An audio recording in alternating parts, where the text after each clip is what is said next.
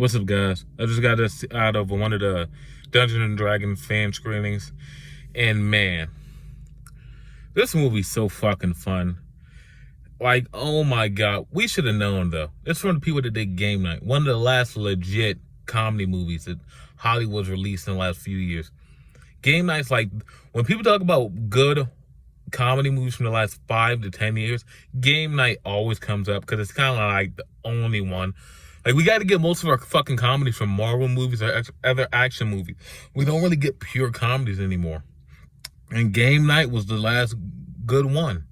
So these guys are here with Dungeons and Dragons. I never played Dungeons and Dragons. I only know, like, I know what D&D is. We see D&D in a lot of big media, like Stranger Things. You see it in, like, The Big Bang Theory. So I'm sure, like, most average people know what D&D is, even if they haven't played it. And I feel like this, like, I hear from people that have played it, this movie does have things for D&D fans. But as someone who knows nothing about D&D, it felt like a cool-ass adventure movie. That's like a cool-ass fantasy adventure movie.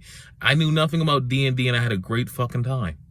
And that's what you want to see from, like, when people adapt these IPs. Don't shit on it, but make it accessible for people that know nothing about them, you know?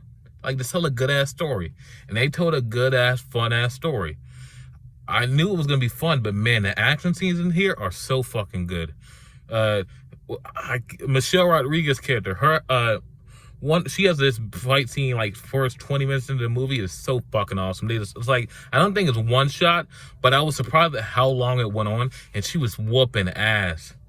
Chris Pine's character, like, the relationship that they built with him and his daughter, and what happened to their mother, that was all fucking compelling. Usually when they do, like, the lost, like, the dead wife trope in Hollywood, it kind of is, sometimes it's just boring and dull. And you don't buy it and you don't care.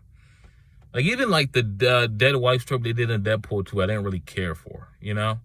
Like, I understood it and I sympathized, but I didn't really care for it. Here, I sympathized and I cared wholeheartedly with it. And then, like, what they do at the end of the movie, I love that too. But yeah, this movie's fun. The writing's great. It's quippy. Probably the best and funniest moment in the movie is the clip they released with the dead man, ask the dead man 5 questions. That's great. But, like, there's more to that. More to that whole scene is fucking great too. That whole scene was probably the funniest thing in the movie. The whole movie's just fun, man. It's super fun. The jokes are great. I know Paramount needs another winner after.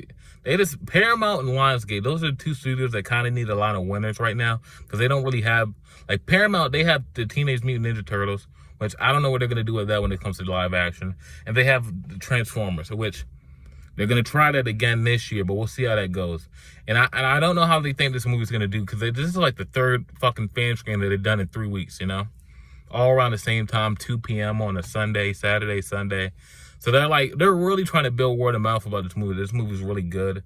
I don't know what it's tracking to do, but hopefully it does well. So Dungeons and Dragons movie, I give it an 8 out of 10. It's a fucking fun-ass time, man. Everyone's great in it. Michelle Rodriguez is great in it. Chris Pine's great in it. Fucking Hugh Grant's great in it. Everyone's great in it. Just go out there and have a fun-ass time with this movie. 8 out of 10. Peace.